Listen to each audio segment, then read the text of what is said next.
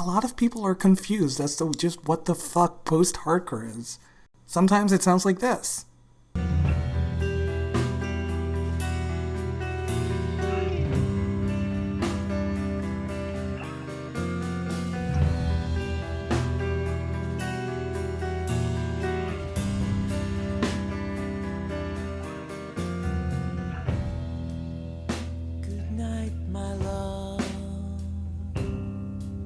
Remember me as you fall to sleep. Fill your pockets with the dust of the memory. Sometimes it sounds like this.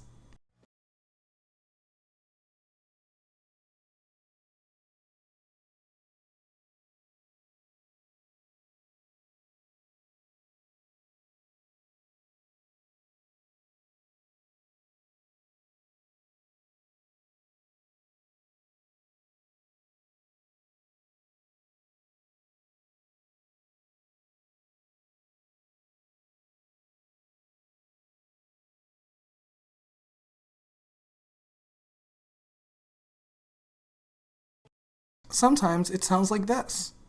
I broke the surface so I can breathe. I close my eyes so I can see. I tie my arms to be free.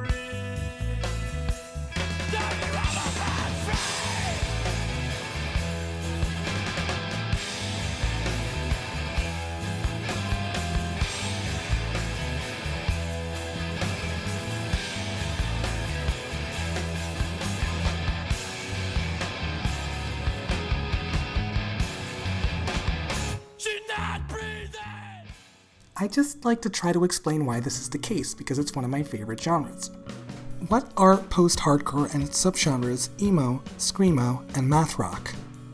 Depending on who you ask, post-hardcore can refer to very different things. However, any of these can be split into two main camps. The modern, melodic, polished, and more commercially successful iteration based on melodic metalcore with bands like Enter Shikari or Underoath, and its earlier, more traditional hardcore punk, regular metalcore, post-punk, and indie rock related underground, raw, and noisy iteration, with bands like Fugazi and Drive Like Jehu. These two camps tend to have completely different audiences. This is actually a common phenomenon where a genre gets a more melodic, modern, commercial version of itself later on. The difference with post-hardcore is that the term wasn't commonly used until that already happened due to marketing, and that the two styles are wildly different because they take different subgenres as a base point. So why are there such wildly different sounds in this genre? What actually is post-hardcore?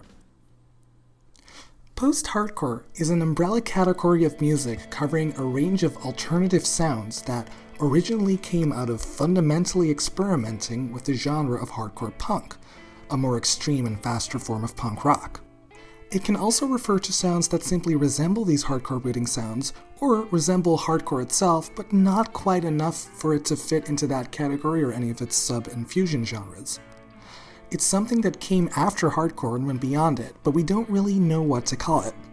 Most post-hardcore is basically the link between the more extreme and traditional sounds of hardcore punk and punk rock, with the softer, more alternative and experimental sounds of indie rock and post-punk, but typically without going into extremely avant-garde territory.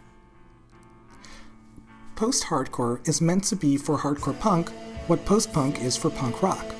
In fact, before it had a proper name, it started by various bands blending elements from both post-punk, hardcore punk, and noise rock, though at the time these were just considered post-punk, art punk, and hardcore bands. It has less to do with the way a band sounds and more with its historical context, its influences, and its overall approach and philosophy. You see, traditional hardcore was a relatively simple, straight-to-the-point genre with little dynamics, focusing on emotional expression, amateurish rawness, speed, aggression, and loudness.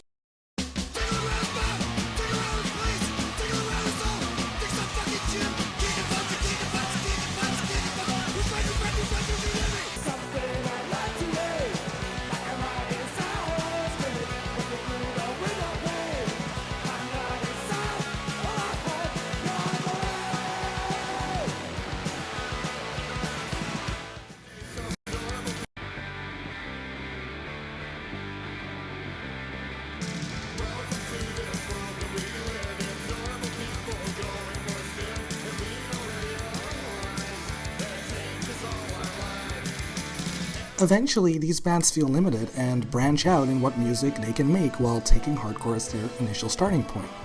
Some emphasize or add certain characteristics, such as melodic hardcore and skate punk. Others mix it with different genres, such as crossover thrash, grindcore, or the slowed down metalcore, which mixed them with metal.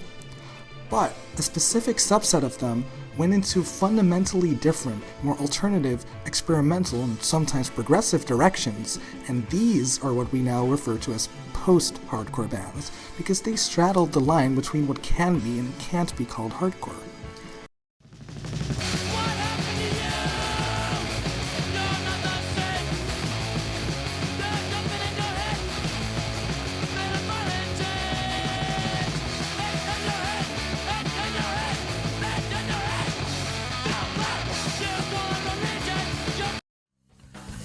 Sick with this, I'm sick with this. Situations I find, lost judgment. My own sweet down, didn't teach what I found. I didn't recognize simple things anymore. I don't wanna be defeated, I don't wanna be defeated, I don't wanna be defeated, I don't wanna be defeated. This is not mine. This is the middle of this.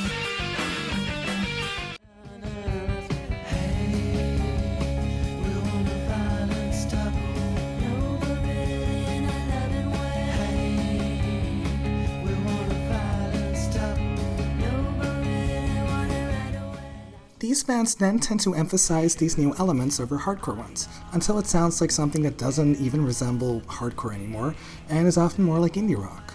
Then, various indie and alt-rock bands take notice and get influenced by these new post-hardcore sounds. Post-hardcore is anything that ranges from, "This sounds quite odd for a hardcore band, I don't know how to categorize it," to, "It's kind of like hardcore, but not really," to, "This doesn't even sound like hardcore anymore," to, "What the fuck is this?" There's a clear cycle of 1.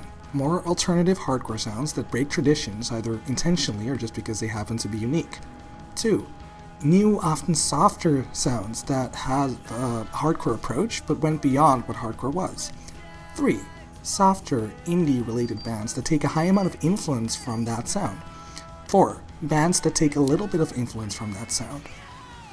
While there isn't a distinct sound to point to, traditional hardcore punk bands, not to be confused with slower metallic and New York hardcore bands with those thick chugging guitars often simply referred to as hardcore, will often use a lot more typical punk and hardcore riffs, rhythms, and speeds.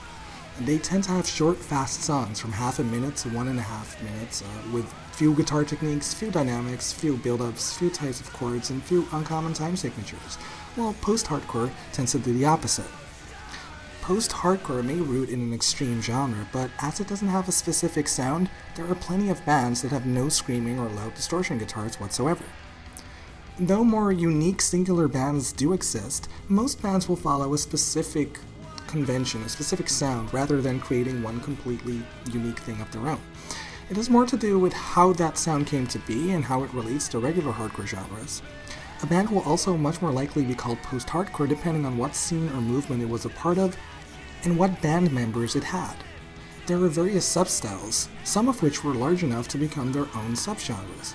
Confusingly enough, because there was no need to separate them, the most default sounds considered simply post-hardcore without necessarily being part of another genre, bands like Fugazi, Drive Like Jehu, Unwound, At the Drive-In, Mel vs. Shark, Million Dead, Frodus, and Rye Coalition, are actually rather rare, as most post-hardcore bands ended up gravitating towards the sounds of its subgenres, or towards a different genre separate from hardcore instead.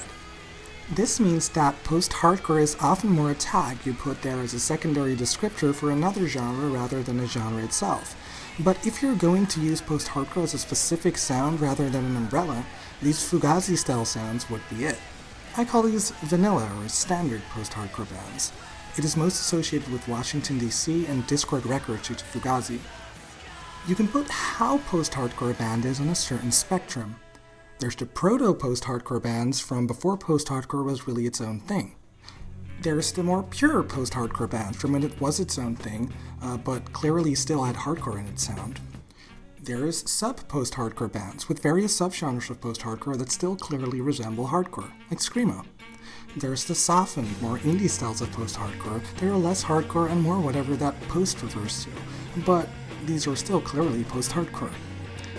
There's indie rock and other bands that take a strong post-hardcore influence that form a sort of transition. And lastly, there's indie and other bands that take a bit of influence from post-hardcore, but probably shouldn't be called post-hardcore bands by themselves. The most significant umbrellas to come out of post-hardcore are emo and math rock, which are their own distinct genres, but can be considered part of the larger post-hardcore umbrella. Math rock became its own big umbrella of more progressive and technical indie rock separate from post-hardcore, known for its clean, technical, tapped and arpeggiated guitar riffs and odd time signatures. However, it originally came out of noise rock and post-hardcore like Shellac, Drive Like Jehu, and most importantly Slint, as well as other various Louisville bands that took influence from them. Instead of going for the more in-your-face type of noise rock, Slint had more atmospheric, long songs with soft, twinkly guitars, long build-ups, and lots of dynamics. These Slint-inspired bands often had odd time signatures, rhythms, and timings, giving the nickname math rock. But that's not the only thing that gives the genre its sound, a sound that is very different from the riffing style in the modern stuff. If you want to hear the difference, try out Don Cavallero's first album that's more like noise rock style post-hardcore, or a band like Rodan, and then compare it to Don Cavallero's later stuff. Later on, the hardcore and noise rock influences lessened and lessened. Some of these Slint-influenced bands would go into the direction more reminiscent of modern math rock. Others went into more slowcore, indie, and post-rock style directions. There's even some bands not seen as post-hardcore that were definitely following in the footsteps of Slint. Meanwhile, emo came out of various melodic hardcore bands in the mid-80s like Rites of Spring, Embrace, and Grey Matter that started to change their riffing style and focus more on melody and a wider range of emotional expression, derogatorily called emocore at the time due to how dramatic it was. Bands that kept the more regular direction would become melodic hardcore, skate punk, and pop punk bands. Other bands would focus more on the experimental, alternative, and emo parts rather than the hardcore, and soon many subgenres were born until emo became its own umbrella under post-hardcore. We have the kind of unnamed, I quote, basement emo style emocore like Indian Summer, which mixed the math rock and noise rock of Slint with the melodic hardcore of early emo bands, as well as the more different riffing from the vanilla post-hardcore bands. These form kind of a transitional point to the newer styles of emo, and not many of them exist. Mostly in San Diego, the early emocore went into a more in-your-face direction reminiscent of regular hardcore. Some of these had a more chaotic, gay, and dance punk-esque sound, which would be called sass. The fashion of sass, as well as certain metalcore bands, would then influence modern post-hardcore. There were some bands that went into a more extreme direction, exaggerating all of emocore's qualities. These would be called screamo, due to the high-pitched shrieks of the vocals. Screamo is often misunderstood by outsiders as any music with vocals that resemble screaming, or various metalcore and scene-related bands. To combat the confusion, a lot of people started to use the joke term scrams to refer to the old sound of screamo. Screamo then went into two directions, one being the more softened indie-style one focusing on atmosphere that resembles post-rock, and the other was jokingly called emo violence, a play on power violence, the most extreme form of traditional hardcore. It's kind of like grindcore without the metal. That pushed the genre to its more hardcore style extremes instead, often sounding like a more complex and sad version of hardcore punk. Meanwhile, emocore would also not be safe from the softening effect, and mixed with indie rock to create Midwest emo, like Sunny Day Real Estate. Midwest emo then went into poppier directions, which gave us emo pop. Some Midwest emo, similar to with math rock, would then play around with more clean tap guitar styles without time signatures through bands like American Football. This would become the dominant sound for Midwest emo revival bands, which also often added elements of pop punk. On all later versions of emo, you will again hear less noise rock influences, just like with math rock. Other big umbrellas do not have a distinct subgenre name. Noise rock style post-hardcore, continuing the genre's roots, tends to sound like Steve Albini's bands like Shellac, or other bands like the Jesus Lizard. There's Japanese post-hardcore like Number Girl or Bloodthirsty Butchers, which follows its own history. There's metallic post-hardcore that sounds like sludge metal like Will Haven or Breach. I could go on. The last big umbrella of post-hardcore was the other camp I talked about in the intro, which I call modern or scene-style post-hardcore. Scene was the subculture associated with it. again starting as a derogatory term, with some fashion styles of it also being referred to as emo, even if they have little to do with 80s or 90s emo. These came from more polished and melodic post-hardcore bands from the 2000s, melodic metalcore, not regular metalcore, as that one is not based in melodic death metal, emo pop, and Saz bands. They would then kind of split off and have their own more progressive or indie-style takes, so once again, it's mostly the early bands that still resemble metalcore the most. Note that regular metalcore also has a more experimental cousin called mathcore. Certain mathcore bands can be considered to have post-hardcore influences. I'd also like to note that this modern style also has its own takes on emo and screamo, but they are less of their own distinct categories. You might think that a genre with this many sounds would be kind of pointless to have, but I think that the influence of hardcore brought an interesting approach and sound that wouldn't really have been there without it. It's indie music with an edge that it often tends to lack these days. As different as these sounds are, they are all tied together somehow. It makes it interesting to check out these bands that feel new yet familiar enough. It's this nice in-between of regular, extreme, alternative, and experimental music. I also really love the angular, noisy, quirky guitar riffs put in contrast with more warm and dreamy chords. You really get a bit of everything instead of a single song. The genre just doesn't really give a fuck about the conventional rules of music, like harmony, timing, or structure. And I think it follows that punk, fuck everything attitude better than punk itself. It's a bit hit or miss, but I encourage anyone to check out the genre. Please check out my big post-hardcore band list in the description. There's something out there for everyone.